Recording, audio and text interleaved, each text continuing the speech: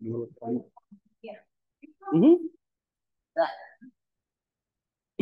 Buenos días, entonces hoy vamos a dar un caso clínico de nefrología pediátrica. Es un caso bastante interesante. Entonces,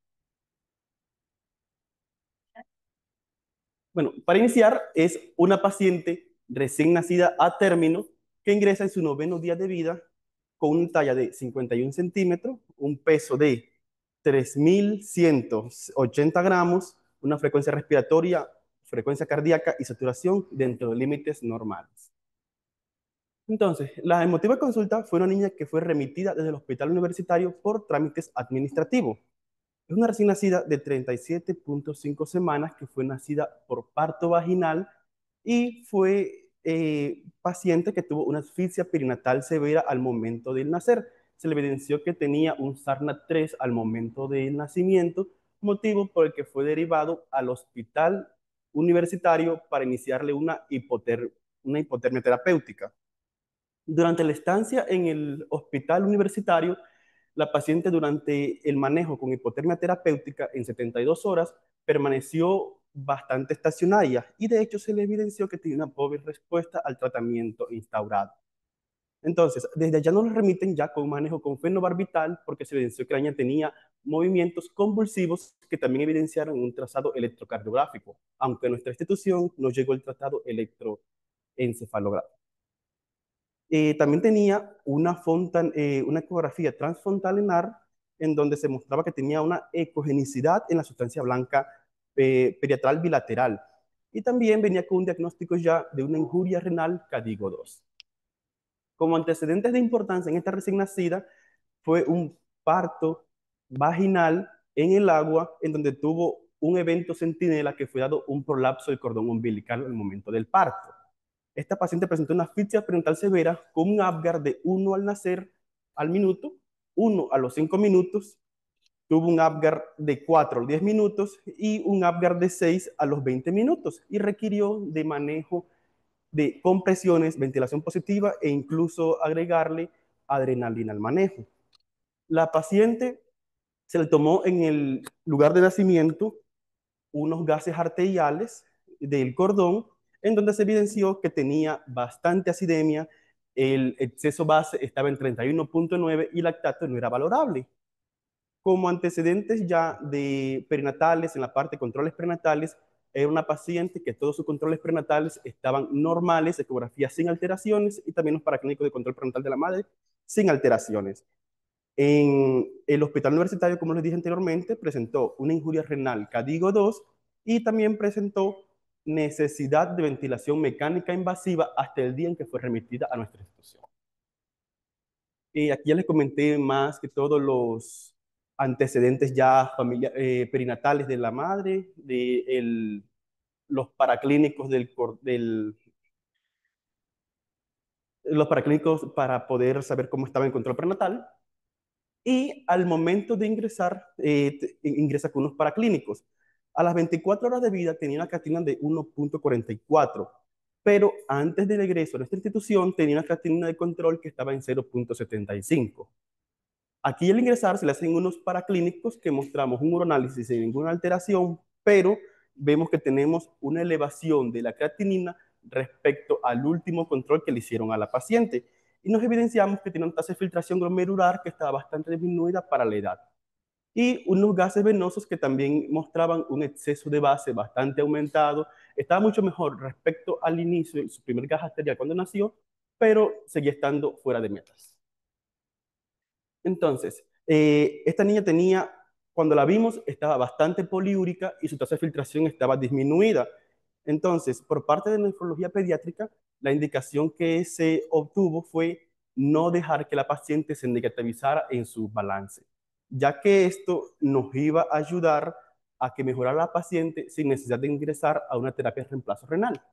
También fue valorada por neuropediatría. Esta paciente, al momento de la valoración, se evidenció de que tenía reflejos primitivos ausentes. Entonces, por parte de neurología pediátrica, se ajusta la dosis anticonvulsionante y se toman unos paraclínicos de extensión en cuanto la paciente pudiese tomarlo por su condición actual. Entonces, el tema que yo les quiero compartir es la injuria aguda en un paciente con asfixia al nacer. Entonces, primero tenemos que saber cuál es la definición de una injuria aguda, renal aguda. Bueno, entonces la injuria renal aguda básicamente la vamos a caracterizar, la vamos a definir como una elevación aguda irreversible de la creatinina sérica, y esto se puede asociar o no a una disminución en la producción de orina. Entonces, si nos vamos a la literatura, nos vamos a dar cuenta que durante la asfixia perinatal, la injuria renal aguda es bastante frecuente y se asocia a un desenlace mucho peor que si tuviese el paciente otra comorbilidad. Pero gracias a la hipotermia terapéutica se ha disminuido ya la incidencia de este tipo de complicación.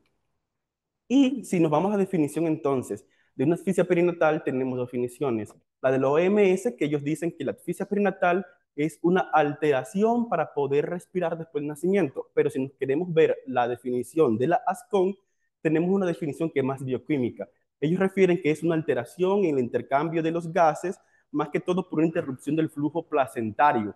Y esto se puede estar asociando siempre a una disminución del pH durante la primera hora.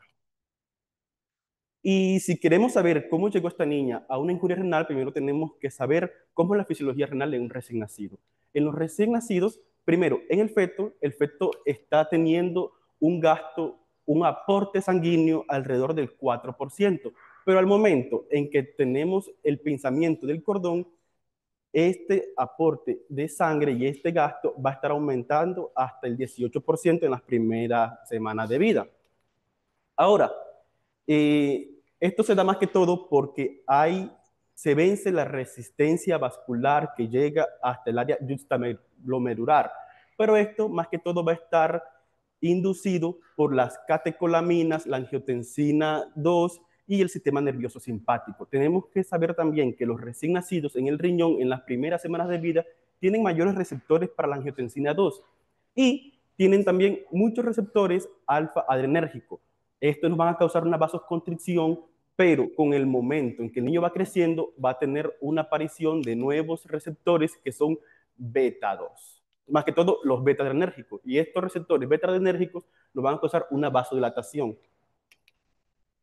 Ahora, entonces la filtración glomerular nunca nos vamos a basar en cuántos días de vida tiene el paciente.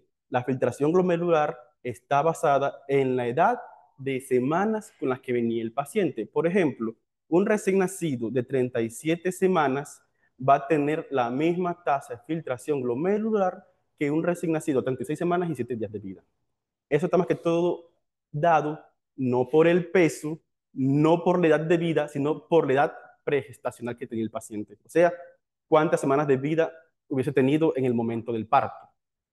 Y la tasa de filtración glomerular, más que todo, va a estar dada por una disminución de la resistencia vascular a nivel renal, un aumento de la presión arterial y una filtración que es mucho más selectiva, además de los cambios que les dije anteriormente, que va a estar a nivel de la aparición de nuevos receptores y en el sistema nervioso simpático.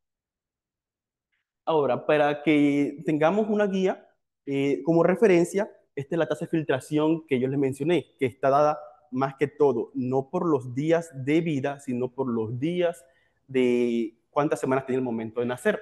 Entonces, un recién nacido a término, a los 8 días, tendría que tener al menos su tasa media de filtración glomerular son 39 y va desde 17 a unos 60 de su rango de tasa de filtración glomerular. Esta niña cuando llegó ya estaba en el 9º día de vida, estaba bastante reducida para su edad. Y también la creatinina sérica, también en algunos lados se suele pensar de que está también basada por la creatinina sérica de la madre y también por el peso al momento del nacer. Pero estos niños van a tener fisiológicamente un rango dado más que todo si son a término o no por su tasa de filtrado glomerular. Bueno, entonces, si queremos ya clasificarlo, la clasificación la podemos dar por dos formas, según la creatinina sérica del paciente y cómo está su diuresis. En estadio 0, aquí, en la que digo, no es una injuria renal, simplemente es como para que digamos, paremos, miremos qué tiene el paciente, porque nos está avisando que nos puede causar a futuro una injuria renal. Entonces, Si ya vamos a hablar de injuria renal, entonces tendríamos el estadio 1 es aquel todo niño que tiene un aumento de su creatinina desde 1.5 hasta 1.9. Si el niño ya llega a 2.9 veces el valor inicial base que tenga el paciente, estamos hablando de una injuria renal estadio 2. Y si ya tenemos un aumento 3 veces o más, ya estamos hablando de injuria renal estadio 3, pero no solamente nos podemos guiar también por la creatinina, podemos usar la diuresis. ¿Qué nos dicen las guías para poder identificar una injuria renal? Usamos la creatinina y la diuresis, idealmente ambas, pero no todos los pacientes neonatos van a hacer una oliguria al momento de la presentación. O también algunos pacientes los tenemos sobrehidratados, entonces la medición de una creatinina sérica puede estar falseada, más que todo por deshidratación o sobrehidratación. Entonces, si nos vamos a hablar más que todo por la diuresis, nos dicen, aquel todo niño que tenga un gasto urinario menor de 1 en las últimas 24 horas, ojo, nos puede causar una injuria renal, ya nos está avisando. Pero si ya tenemos una disminución del 1, pero no llega, no se pasa, disminuye de 0.5, ya lo consideramos estadio 1. Si baja de 0.5 a 0.1, estadio 2. Y si baja de 0.1, ya estaríamos hablando de una injuria renal estadio 3. Y primero tenemos que hablar de cuáles factores de riesgo se asocian a una injuria renal aguda neonatal. Primero, entre los factores prenatales, tenemos que ver insuficiencia placentaria, que es de los más comunes, o aquel niño que ya viene bajo peso gestacional. En el periodo perinatal es más que todo la exposición a fármacos como pueden ser los AINES, los antagonistas de la enzima convertidora de angiotensina, y también algunas complicaciones que aquí estamos reportando es la asfixia y más que todo dada en el momento del nacimiento, una asfixia perinatal.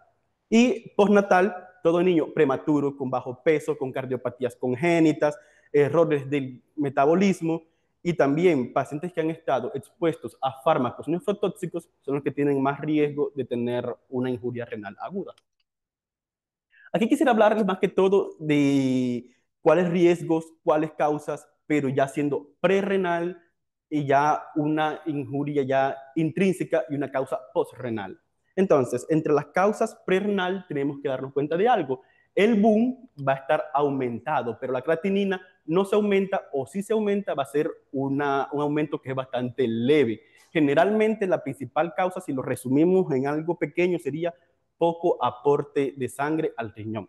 Entonces, ¿cómo puede hacerlo? Puede ser esto. Primero, por deshidratación. Tenemos una disminución por las pérdidas de agua o que tengamos nosotros alguna enfermedad que nos esté quitando la presión oncótica de los capilares y sí, tengamos la misma cantidad de agua, pero tenemos un menor volumen efectivo llegando al riñón. Entonces, para que nosotros miremos lo más común que podemos encontrar en la neonatales, entonces sería la enterocolitis necrotizante, tenemos también las diarreas, poco aporte de líquidos e incluso falla cardíaca congestiva, que es de hecho, si vemos en los artículos, es quienes más se asocian a injuria renal aguda en los recién nacidos. También tenemos aquí las pérdidas de sangre, que era muy grande el cuadrito, entonces lo puse acá. Y también tenemos las medicaciones, como dije anteriormente. Más que todo los AINES, aminoglucósidos y también los IECAS. Y también las que son intrínsecas del riñón. Entonces tenemos un incremento del boom y ya tenemos un incremento también de la creatinina y no es fácilmente reversible. Entonces, más que todo, esto es muy importante, que es la isquemia. Entonces, aunque a pesar de que muchas veces una isquemia puede venir por una causa prerrenal como la deshidratación, pérdida de sangre, si el estímulo es repetitivo, va a causar una necrosis a nivel renal que sí nos va a causar una injuria ya intrínseca del riñón, que después, si al ser muy repetitivo durante un periodo prolongado, a pesar de que resolvamos la causa primaria, tendríamos ya una causa intrínseca del riñón, más que todo como una complicación. Y intrínseca al riñón también tenemos los nefrotóxicos y también no solamente los medicamentos, sino también las endógenas que se pueden causar en diferentes alteraciones del recién nacido, como es el aumento del ácido úrico, hemoglobina y la mioglobina. Además de otras alteraciones como puede ser la sepsis, que pueden causar una disminución del flujo sanguíneo, pero más que todo es por el shock que se está causando en el recién nacido. y también los pacientes que tienen una pielonefritis o alteraciones congénitas. Y entre las causas, más que todo, postrenales, van a ser malformaciones u otra alteración que nos esté causando una compresión sobre la vía urinaria. Generalmente son fáciles de reconocer y son fáciles de manejar, porque simplemente es llegar a la causa y quitar la compresión sobre la vía urinaria. Y si queremos hablar ya sobre marcadores bioquímicos de injuria renal, el más estudiado de todos es la creatinina. Pero la creatinina tiene un pequeño problema. Muchas veces se eleva de 48 a 72 horas luego de que está la injuria. Ahora, también tenemos la cistatina C. La cistatina C es bastante sensible, pero tenemos un pequeño problema. No es muy específica de un daño renal. También tenemos actualmente que se puede usar la N-gal, la molécula 1 de lesión renal y también el TIM2, pero estas son poco frecuentes tenerlas disponibles en nuestros medios, por lo que siempre vamos a estar utilizando actualmente es la creatinina. A pesar de que sí, es un poco más retardada, pero sería de forma más accesible el tenerla, más económicas y es la que tiene más estudios.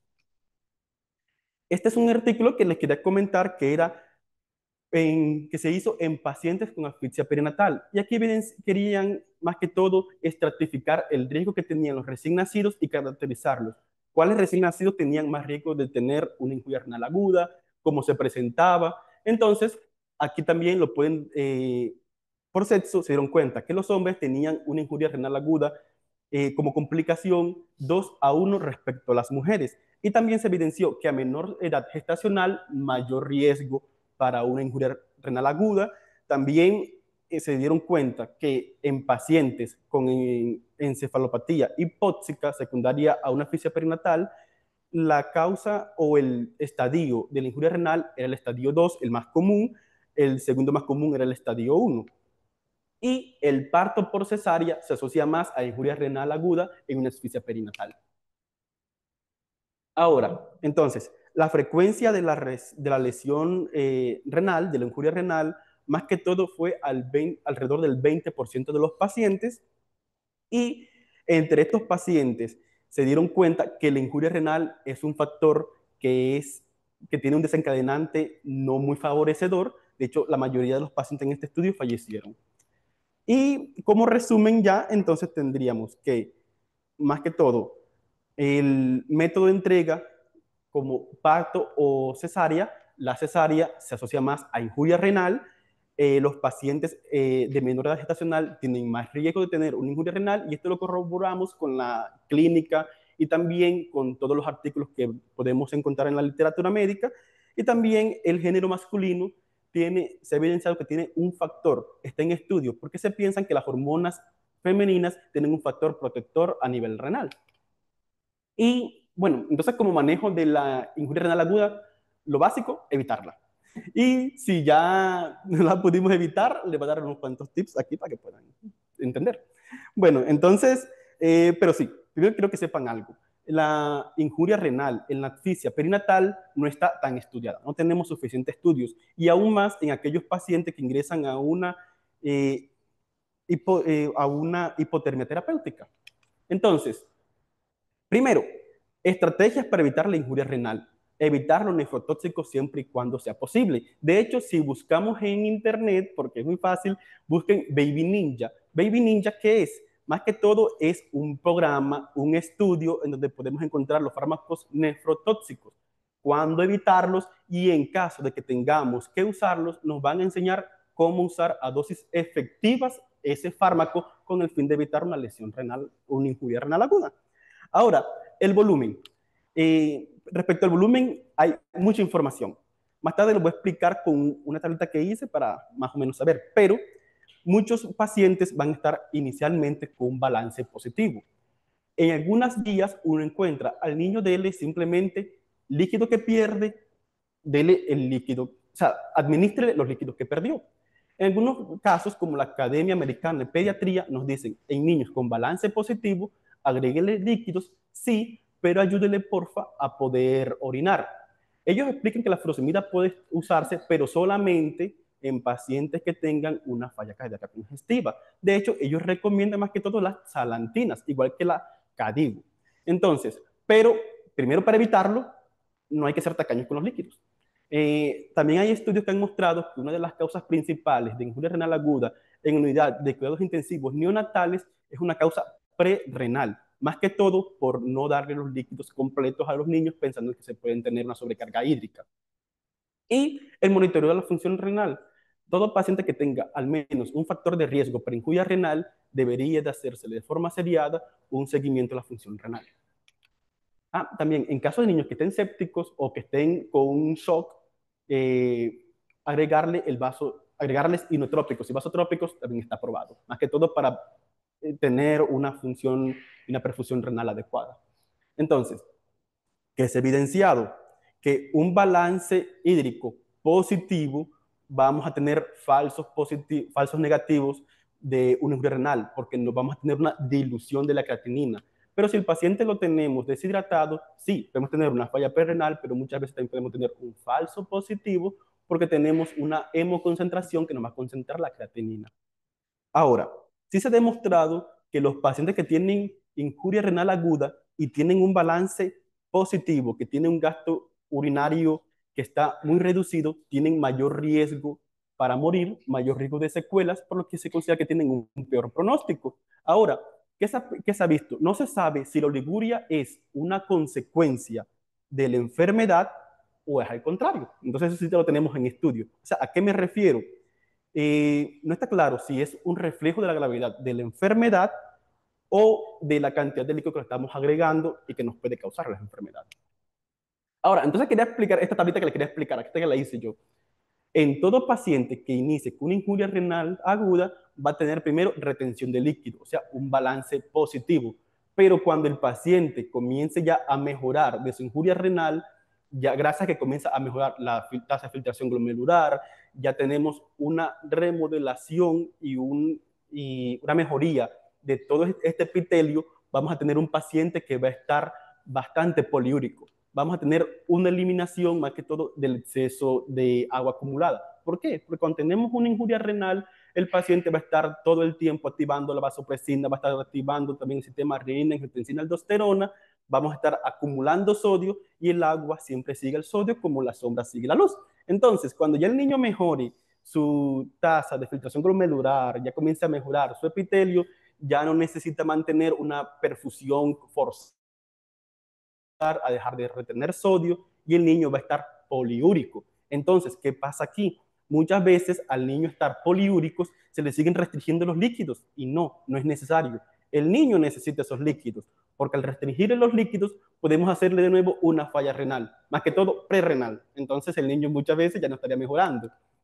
Y entonces, ¿por qué dice que el balance hídrico muchas veces no es beneficioso y que puede resultar perjudicial? Porque nosotros, en nuestro afán de ver a nuestro niño que está oligúrico, queremos hacerlo orinar. Pero si nos pasamos y lo seguimos haciendo orinar y no nos damos cuenta que está mejorando su función renal y ya entró en la fase poliúrica, lo seguimos dando muy negativo y el riñón comienza a sufrir. Y a esta pacientica ya con la no restricción del líquido que dejamos que no se pusiera muy negativa, mejoró la función renal respecto a como la vimos nosotros.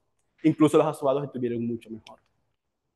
Se ha hablado también con el uso de las metilsantinas. La teofilina es la más estudiada, aunque también se han hecho estudios con las sales de las metilsantinas y también hay uno que otro estudio utilizando la cafeína por la actividad que tiene también como diurético. Entonces, ¿qué se ha visto? Que la metilsantina tiene un factor nefroprotector en las primeras horas después de un evento hipóxico isquémico, pero tenemos un pequeño pero. No está tan bien estudiada en este tipo de pacientes y aún más no se conoce muy bien su farmacocinética en pacientes que entran a una hipotermia terapéutica. Pero se ha visto de que el uso de la teofilina y la minofilina aumenta la diuresis en los pacientes y reduce la creatinina sérica. Entonces, ya lo mencioné, no se ha evidenciado que tenga algún evento adverso, pero más que todos los estudios están basados en encontrar una dosis efectiva. Y más que todo, ¿por qué se da esto? Porque el paciente cuando comienza con su injuria renal comienza a tener un efecto más que todo vasoconstrictor. Y la teofilina, más que todo las metilxantinas, nos van a ayudar a tener un efecto vasodilatador que nos ayuda a perfundir bien el riñón. Este es un estudio hecho que lo quiso traer porque es en pacientes con injuria renal aguda que presentaron encefalopatía hipóxico-isquémica y que entraron a una terapia de hipotermia. Pero, otra vez tengo un pero, estos resultados hay que ver qué tan extrapolares, extrapolados, sí, pues tenemos que tener nosotros, porque aquí hicieron un grupo de control, pacientes con metilxantinas y pacientes sin metilxantinas. Pero hubo algo, los pacientes que recibieron metilxantinas tuvieron un peor resultado respecto a la injuria renal aguda y tenían una encefalopatía hipóxico-isquémica mucho más severa. Entonces, eran pacientes mucho más complicados, tenían más comorbilidades y sus niveles de creatinina sérica y oliguria estaban años luz comparados al grupo de control. Pero ¿qué se evidenció?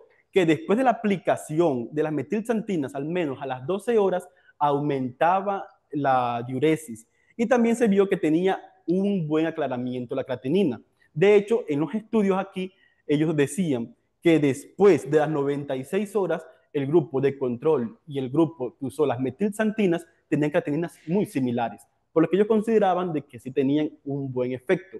Pero ellos decían, no tenemos claro cómo es la farmacocinética en estos pacientes, porque de hecho también tuvieron algunos pacientes que no sobrevivieron en el grupo de las metilxantinas, pero tenemos que tener en cuenta que eran pacientes que tenían un pronóstico mucho más reservado que el grupo de control.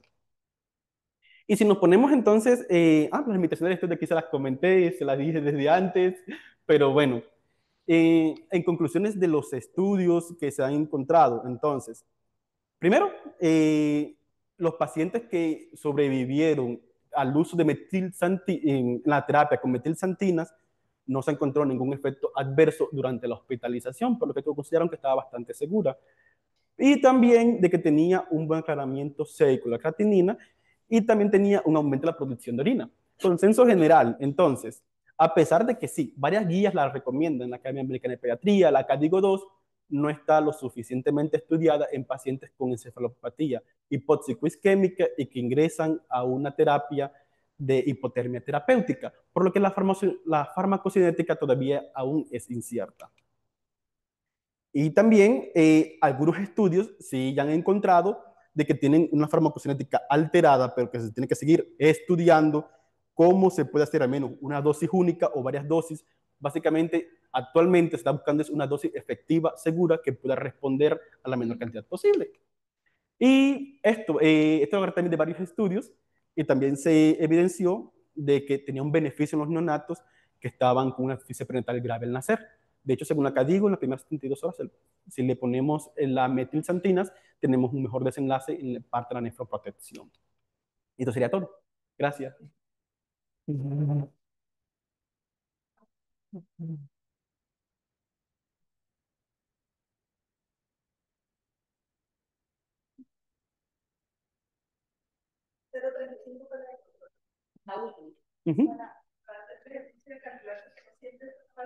¿Cuántas veces se subió la creatina y en cuánto periodo de tiempo? Bueno, entonces, ¿quiere ver el caso o quiere ver primero los exámenes?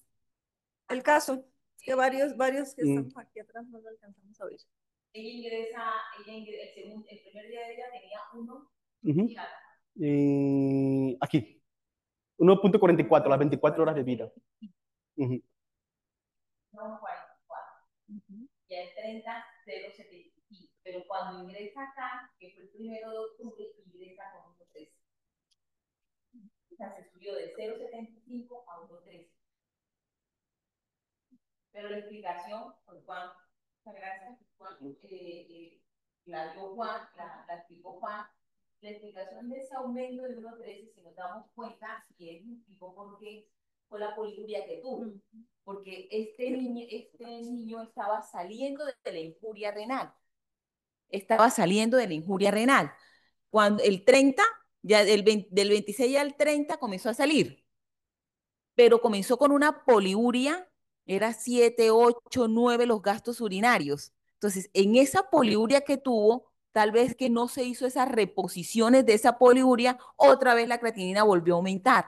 Y por eso al 9º día de vida ingresa con 1,13 acá a la institución, pero era que tenía una poliuria masiva. Pero eso hace parte de la fisiopatología de lo que es la injuria renal en este periodo. Ya Juan nos explicó, todos esos receptores de angiotensina al nacer hacen que haya una disminución del flujo sanguíneo, o sea, el gasto cardíaco que normalmente llega al riñón es un 20%, 20-25%, pero en un neonato es del 2 al 4%. Imagínense, no es nada los primeros días de vida realmente. Solo a la primera, hacia la segunda semana ya alcanza un 20%. Si además de tener un gasto, un bajo gasto sanguíneo que llega a ese riñón de 2,4, hay una hipoxia, que fue la que tuvo este paciente, y además de eso le agregamos toda la nefrotoxicidad que utilizamos, porque a veces no tenemos opciones, entonces ahí es donde se da esa injuria renal, ¿sí? La, eh, eh, Concluimos que hizo una injuria renal prerrenal realmente, ¿no? Prerrenal, porque una vez que se comenzaron a reponer los líquidos, o por lo menos dejar balance 1-1, porque tampoco la podemos sobrecargar, ahí comenzó a bajar la creatinina. Y lo que comenzamos a hablar es que en la injuria prerrenal lo que uno más nota es ese Mire, más que la creatinina.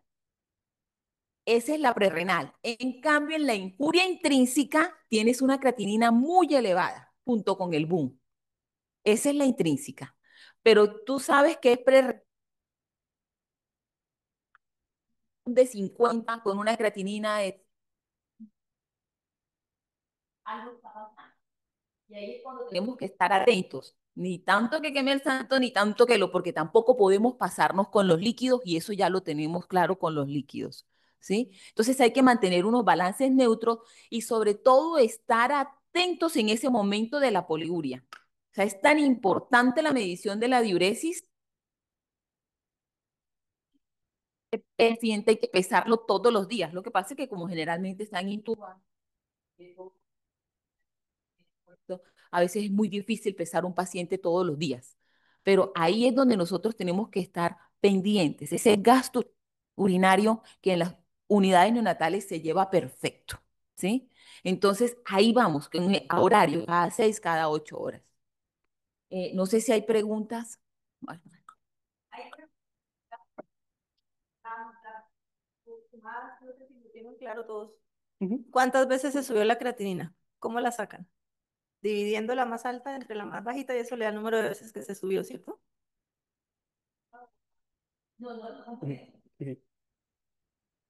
Para clasificar el estadio, entonces 1,44, 1,5, 2 veces, 3 veces, es dividir el valor más alto entre el de referencia. cuando está Cadigo 1, Cadigo 2, Más adelante. entonces, ¿cuántas veces aumentó la creatinina para poder En el caso. Cadigo? ¿Cuánto aumentó la creatinina? ¿Cómo es la fórmula para el caso que nos presentaron?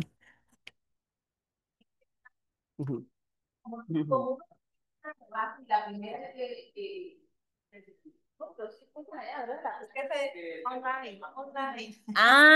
perdón, discúlpeme. Bueno, entonces, como la primera es de 1,14, ¿sí? No tenemos una creatinina de base normal, pero uno asume por la edad de la paciente cuál sería su creatinina basal. Y ya Juan nos dijo, por la edad postconcepcional, esta chica es a término, ¿sí? Entonces, ¿cuál es ese valor a término que tienen este chico este chico al nacer, que es aproximadamente de 0,6? ¿Y cuánto se aumentó ya el primer día de vida? Que era 1,14, o sea, lo duplicó el primer día de vida prácticamente. Entonces, si ya lo duplicó el primer día de vida o aumentó ahí dice que aumentó más de 0,3, inicialmente uno podría decir que ya tenía 2 veces su inicial, el primer día de vida, 2 veces su inicial. O sea, por eso se clasificó en Cadigo 2, porque no tenemos una basal, la basal la tomamos de las tablas posconcepcionales que tenemos acá, un niño a término entre 2 y 8, entre 2 y 8 días de vida, 0,5. Acá está, abajo. A término, menor de 2 semanas, 0,5. Entre 0,4 y 0,6, a término. Y el niño el primer día de vida ya tenía 1,14, al día siguiente, 1,14. Entonces ya la había duplicado. Entonces sería prácticamente un código 2. ¿Sí? Eso es ahí. Y luego baja a 0,7 y luego vuelve y aumenta. ¿Sí? Entonces, eso es Marta, lo que queríamos aclarar, cómo podemos decir si duplicó o triplicó. Igualmente, doctora, no solamente nos basamos en los valores sérico-creatinina, también en el gasto urinario que tenga el paciente, como expliqué anteriormente. Aquí tenemos que ver cómo tiene el gasto urinario el paciente. En caso le encontremos disminuidos, así tengamos la creatinina sérica en valores normales, puede ser un falso positivo o un falso negativo por el momento en qué tan hidratado tenemos el paciente. Por lo que también el gasto urinario es muy importante para clasificarlo. No solamente la creatinina, sino también la diuresis. Idealmente ambas, pero los neonatos no cumplen a rajatabla, por decirlo así, toda la clasificación completa. ¿Cómo fue el gasto urinario los primeros días? No lo tenemos, ¿sí? Lo que tenemos es cómo llega acá, poliúrica, pero es porque está saliendo de esa injuria renal. Edematizada, llegó súper edematizada. Sí. Y tuvo un sodio antes como de 120 y pico, estaba súper diluida. Sí, pero acá ya el sodio estaba más aumentado. 130, 132. No, tenía más de sodio porque estaba prácticamente con la poliuria que tenía, estaba concentrando sodio. Sí, porque estaba poliúrica. Eso fue ya acá, 9 días de vida saliendo de la injuria renal. Y para todos, porque no siempre van a tener la UCI inmediatamente disponible, el cuidado intensivo en fallas renales, control de líquidos y peso. O sea, si no la pueden remitir, tienen que ponerle una sonda o con bolsa y ser muy estrictos en el balance, no solo en neonatos, sino en toda la población pediátrica, porque el cuidado intensivo no es los aparatos, el cuidado intensivo es el control al lado del paciente y le toca a veces a uno hacerlo en el servicio de urgencias o en un piso si no hay la posibilidad de remitir al bebé. Listo. Lo que dice Marta, o sea, ustedes miren, con 6 horas de oliguria o anuria, falla renal, ya está en una injuria renal. Excepto el primer día de vida, ¿no? Bueno, excepto el primer día que hacen una oliguria, oliguria fisiológica. El niño hace una oliguria fisiológica por todos estos mecanismos que estamos hablando, de esa disminución de ese gasto, apenas se está adaptando, ¿sí? Pero posterior a esto, si el chico se queda hospitalizado con 6 horas de oliguria, 6 horas de anuria, posterior a ese primer día de vida, ya usted tiene que pensar que algo está pasando, ¿sí? Enseguida saque esa creatinina, saque ese nitrógeno ureico, adecue los nefrotóxicos, porque todo medicamentos que se dan en recién nacidos, pensando en una sepsis o en un proceso infeccioso, si no sabemos todavía la etiología, igual los medicamentos que utilizamos de primera línea están los aminoglucósidos. Entonces hay que adecuarlos a ese filtrado. Busquemos las tablas. Yo creo que si estamos en una UCI, todos tenemos un celular, busquemos las tablas, busquemos enseguida las tablas y adecuemos esos antibióticos. De acuerdo.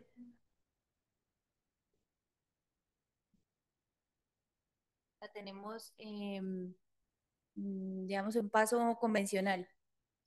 ¿Prolongar el paso de esta o hacerlo en infusión perpetúa más lesión o no? Sí, realmente la vancomicina, Con niveles. la vancomicina para adecuarla, su dosis es cada 48 y cada 72 horas, pero no en infusión, ¿sí? Ahí en el caso de la vancomicina se produce, se hace cada 48, 72 horas porque se acumula, porque no filtra tanto como filtran los otros medicamentos. Entonces, la banco toca es adecuarla a días, 48 o 72 horas. No en infusión porque la vas a acumular más. Entonces tiene que ser dosis, ¿cómo se llama? Dosis únicas no, pero no en infusión, sino en bolo, pero lo que hay que adecuar de la banco son los días, es lo de la vancomicina. En la UCI es relativamente fácil darnos cuenta que está entrando en falla renal porque uno los tiene monitorizados y uno se da cuenta del cambio. Lo mismo que en sepsis tardía. Usted ya tenía un basal de un paciente y empezó taquicárdico, empezó con otras cosas. La dificultad es cuando es de entrada que está al lado de la mamá o apenas nació el bebé, que les toca a ustedes, antes de que llegue a la UCI, empezar a cuantificar el gasto urinario. Una pregunta, Lidia, ¿debemos hacer a raíz de lo que revisó Lady? El hemograma lo pasamos a tomar a las 12 horas para no correr a hacerlo en 4 o 6 horas de vida para darle tiempo. Metemos creatinina como estándar a todo niño hospitalizado, pero no todos se van a apoyar a los 3 días, en cambio todos se apoyan a las 12 horas de ingreso, porque el niño que se ingresa siempre le hacemos A las 12 hemoclasificación y un horas, hemograma. Es muy entonces se puede temprano, tomarla, es muy temprano, yo diría. pero Bueno, no nos sirve como pero de depende basal a futuro y después ya pues los de riesgo, los de riesgo y o los sea, que van hacerle mal le tomamos seguimiento las otras. a partir de esa que sale a las 12 Que horas. sería la única manera de que garantizamos que tenemos al menos una, así sea temprana, en todos los niños. En todos los niños, sí. De la unidad. Sí, sí, sí, porque por algo se ingresa. Exacto. Entonces, ya que es tan intensivo, prácticamente todos serían hacerle el tamizaje conjunto con la rutinario, porque creatinina y el todos tienen el riesgo, o por prematuros, o choque, o sepsis, o asfixia, o la sepsis. nefrotóxicos y varios nefrotóxicos a la vez a veces. Que Sí, suele sería lo ideal. Y más que vamos a utilizar medicamentos. Sería lo ideal. Pues no sé si puede hablar del trabajo que se hizo con Claro. Lady. ¿Sí se puede? Total. Sí, bueno, ¿por qué no? Porque todavía está en proceso de presentación, pero ella ya lo presentó el viernes pasado y es un trabajo multidisciplinario. En realidad cubre 3 UCIs, la UCI neonatal de acá, de la San Luis, FCB y la del Hospital Universitario. Y sobre injuria renal en neonatos se trató de mirar qué tenemos, cuál es la incidencia de esos neonatos que hacen injuria renal y cuáles eran esos factores de riesgo y cuáles eran las causas. Y en el caso de este trabajo, de las causas principales fueron la hipoxia y la cirugía abdominal, la enterocolitis. Fueron las causas principales realmente de los pacientes que hicieron injuria renal. Y más frecuente, después lo sacó, lo de los prematuros es más frecuente que los niños a términos. ¿Sí? Teniendo en cuenta todos estos factores de riesgo de la nefrotoxicidad, que creo que es una de las cosas más importantes cuando tenemos estos chicos, estos neonatos, de darnos cuenta qué dosis están recibiendo, cada cuánto le están recibiendo. Y lo que dice Marta, no todos tenemos una UCI al lado, contemos, coloquemos la sonda, si todos podemos colocar una sonda y comencemos a contar la diuresis. Ojo, y otra vez se repite, muy importante, ellos tienen una oliguria fisiológica. Ese es el recién nacido, todos tenemos una oliguria fisiológica, pero ya pasadas las 24 horas el niño sale de esto. Y si el niño está sano, obviamente, pues uno no se va a estresar. Ya la oliguria deja de ser fisiológica si estoy en la UCI, asfixiado, en choque, etcétera.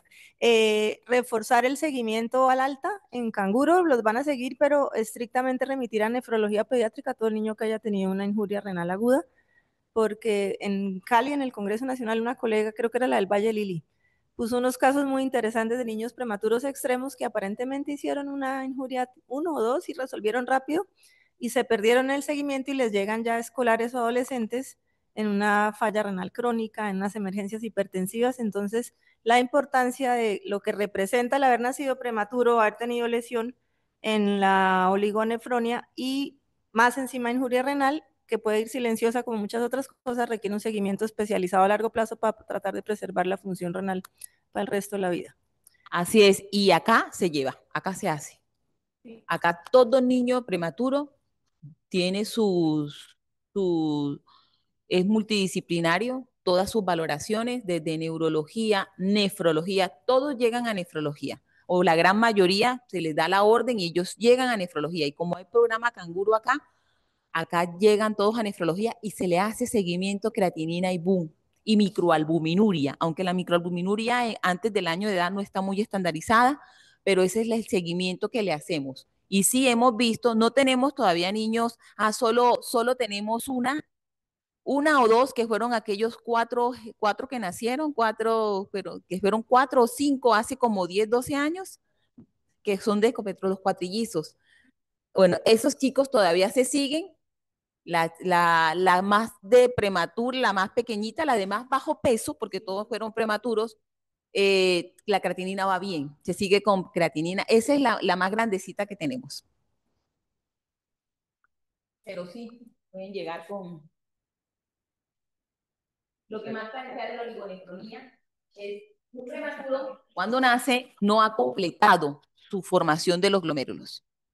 O sea, si yo tenía 1.000.000, si yo a término tengo 1.000.000 de glomérulos en cada lado, si tengo 36 semanas voy a tener como 800, ¿sí?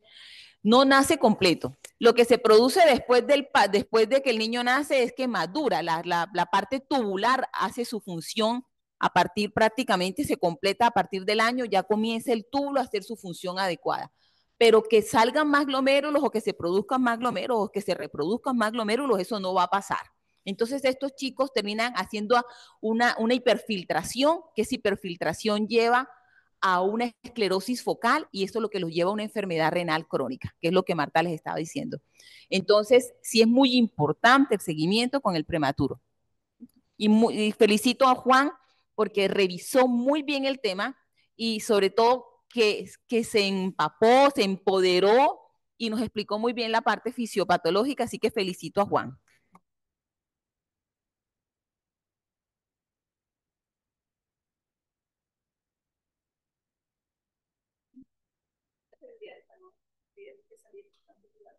Gracias.